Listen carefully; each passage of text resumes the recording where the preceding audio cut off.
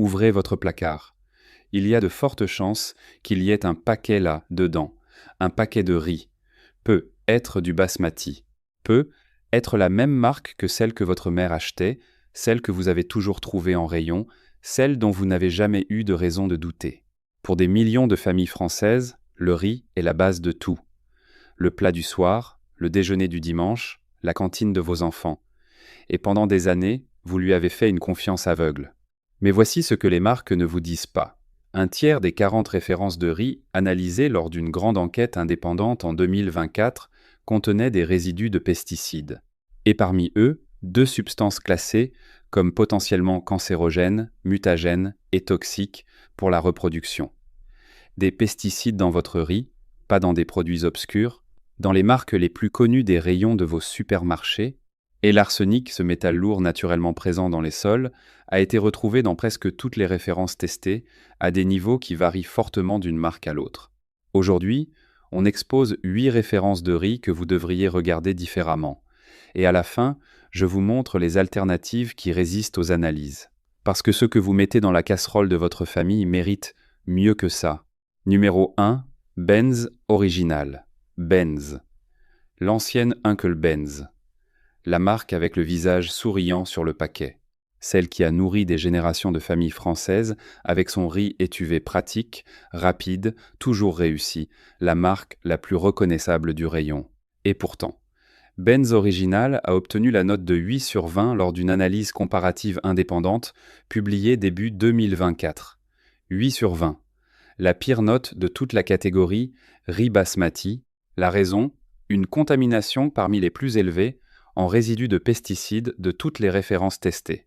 Parmi ces résidus, du tébuconazole, un fongicide classé comme potentiellement cancérogène, et de la cypermétrine, un insecticide puissant classé dans la même catégorie de risque.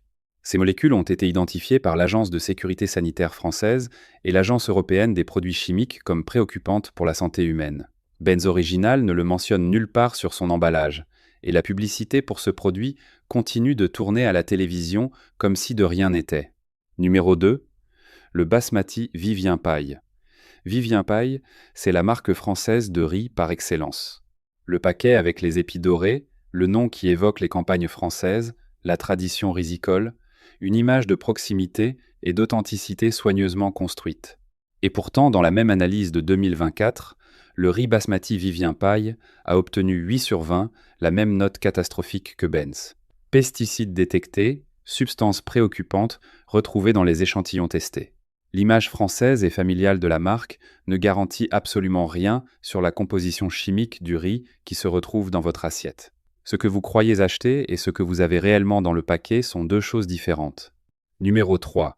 Le basmati Saint-Éloi d'Intermarché. Intermarché et son rayon riz. La marque de distributeur, le prix raisonnable, le choix pratique pour faire ses courses. Leur basmati Saint-Éloi a obtenu 9 sur 20 lors des analyses indépendantes. Niveau de contamination aux pesticides parmi les plus élevés du classement.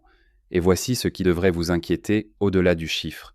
Un riz vendu sous marque de distributeur n'a pas de fournisseur fixe. L'enseigne achète au moins 10 ans chaque année, parfois chaque saison.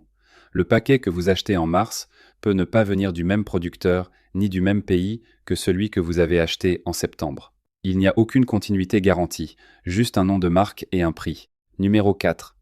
Le basmati de marque U, le système U, les supermarchés de proximité, l'image du commerce local et de confiance. Leur riz basmati propre marque a lui aussi obtenu 8 sur 20 dans la même analyse, même niveau de contamination. Même absence de transparence sur l'origine précise, les méthodes de production, les contrôles effectués sur les lots commercialisés. Quand une enseigne qui communique sur la proximité et le bien manger ne peut pas garantir que son riz est exempt de résidus de pesticides classés à risque, la dissonance entre le discours et la réalité est totale. Et le consommateur est le seul à en payer le prix. Numéro 5. Le riz de Camargue pousse d'Auchan. Le riz de Camargue, l'IGP française. Le produit du terroir par excellence, cultivé sur les terres du delta du Rhône, entre mer et marais. Vous l'achetez parce que vous pensez soutenir la production locale, parce que l'origine française vous rassure, parce que c'est de chez nous. Le riz de Camargue marque Pousse vendu chez Auchan a obtenu 6, 5 sur 20, la pire note de toute l'analyse, toute catégorie confondue. Et les riz de Camargue et les riz long grain non bio ont montré des niveaux d'arsenic inorganique parmi les plus élevés de toutes les références testées. L'arsenic, dans le riz de Camargue français, pas dans un riz importé de l'autre bout du monde, dans le riz produit à 200 km de chez vous. Le terroir ne protège pas de la contamination. Et l'étiquette Made in France ne dit rien sur la composition chimique du grain. Numéro 6. Le riz taille non bio de grande marque. Les riz taille ont en moyenne 2 fois plus d'arsenic que les riz basmati dans les analyses de 2025. 2 fois plus. Et dans certaines références, un pesticide interdit dans l'Union européenne, l'isoprotiolane, a été détecté. Interdit. Pas au-dessus du seuil autorisé. Interdit. Présent quand même.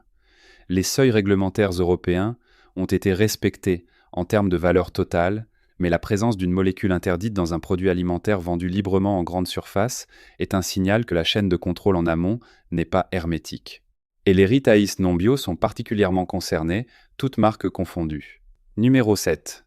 Le riz basmati non bio premier prix, le paquet à moins d'1,50 € le kilo, la bonne affaire du rayon. Et voici ce que les analyses montrent systématiquement. Les riz basmati non biologiques sont parmi les plus contaminés en pesticides de toutes les références testées. La riziculture intensive qui s'est développée ces 15 dernières années en Inde et au Pakistan, les 2 principaux pays producteurs de basmati, a multiplié l'utilisation de pesticides pour augmenter les rendements. Parce que le basmati est un produit très rémunérateur à l'export, parce que la pression de productivité est réelle, et parce que les contrôles aux frontières ne sont pas suffisants pour détecter tous les résidus. En dessous d'un certain prix, les mathématiques du basmati de qualité ne tiennent plus, et c'est votre santé qui compense la différence. Numéro 8, le rappel Toro Haile sélection basmati complet. Toro Haile, une marque historique présente dans les rayons depuis des décennies, vendue dans les grandes enseignes nationales, Carrefour, Auchan, Intermarché, Casino. Une image de qualité et de fiabilité. Et pourtant, un rappel produit a été émis pour leur sélection basmati complet pour un motif sans équivoque. Présence avérée d'un pesticide interdit sur le lot commercialisé.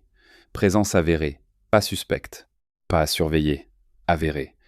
Un pesticide interdit, dans un riz déjà vendu aux consommateurs, retiré des rayons après coup. Ce n'est pas une erreur de calcul ou une imprécision de seuil. C'est un pesticide qui n'aurait jamais dû se retrouver dans votre casserole, et qui y a quand même atterri. L'arsenic dans le riz, parlons-en vraiment, parce que ce sujet mérite qu'on s'y arrête sans alarmisme excessif et sans minimisation. L'arsenic est un métal lourd naturellement présent dans les sols. Le riz l'absorbe plus efficacement que la plupart des autres céréales parce qu'il pousse dans l'eau et que ses racines baignent dans un environnement qui rend l'arsenic plus biodisponible. L'arsenic inorganique, la forme la plus préoccupante, est classé cancérogène de groupe 1 par le Centre international de recherche sur le cancer. Il est associé à un risque accru de cancer du poumon, de la vessie et de la peau, ainsi qu'à des effets sur le développement chez l'enfant. Les niveaux retrouvés dans les riz vendus en France restent pour la plupart en dessous des seuils réglementaires européens. Mais ces seuils ont été calibrés pour des populations adultes consommant du riz de façon modérée. Pour un enfant qui mange du riz plusieurs fois par semaine depuis la naissance, l'exposition cumulée est une question légitime. Et elle ne figure sur aucun emballage. Les pesticides dans le riz comprendre la réalité. Le tébuconazole est un fongicide et régulateur de croissance. Il est classé comme potentiellement cancérogène et toxique pour la reproduction. La cypermétrine est un insecticide puissant, lui aussi classé dans la même catégorie de risque par les agences sanitaires européennes. Ces 2 molécules ont été retrouvées dans plusieurs références de riz basmati non bio vendus en grande surface française. Leur présence individuelle ne dépasse pas les limites légales. Mais ces limites, comme pour le vin, sont établies molécule par molécule. L'effet cocktail, la combinaison de plusieurs résidus à la fois dans un même produit, n'est pas évalué par la réglementation actuelle. Vous pouvez donc consommer simultanément du tébuconazole, de la cypermétrine et de l'arsenic dans votre portion de riz du soir et rester dans les clous réglementaires. Ce n'est pas une accusation. C'est une lacune du système de contrôle actuel. Alors que choisir concrètement ? 2 options.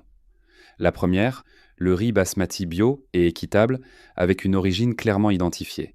L'analyse indépendante la plus récente place en tête le riz basmati extra bio équitable d'origine Inde avec un label bio reconnu. Les riz biologiques sont ceux qui présentent le moins de résidus de pesticides dans toutes les analyses disponibles. Pas zéro risque, il existe des exceptions. Mais statistiquement, la différence est significative et documentée. Cherchez les mentions origine Inde ou Pakistan clairement indiquées sur l'emballage, le label AB ou EcoCert, et si possible, le label équitable qui garantit de meilleures conditions pour les producteurs. La deuxième option, budget.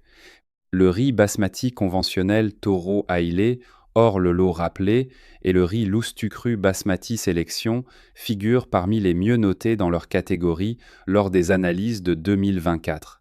Ils ne sont pas parfaits, mais leur niveau de contamination est significativement inférieur aux marques les moins bien notées. Et entre deux références conventionnelles, la différence peut représenter plusieurs niveaux de risque cumulés sur une consommation hebdomadaire. 3 gestes à adopter maintenant. Premier geste, rincez votre riz abondamment avant la cuisson et faites-le cuire dans un grand volume d'eau que vous jetterez avant de servir.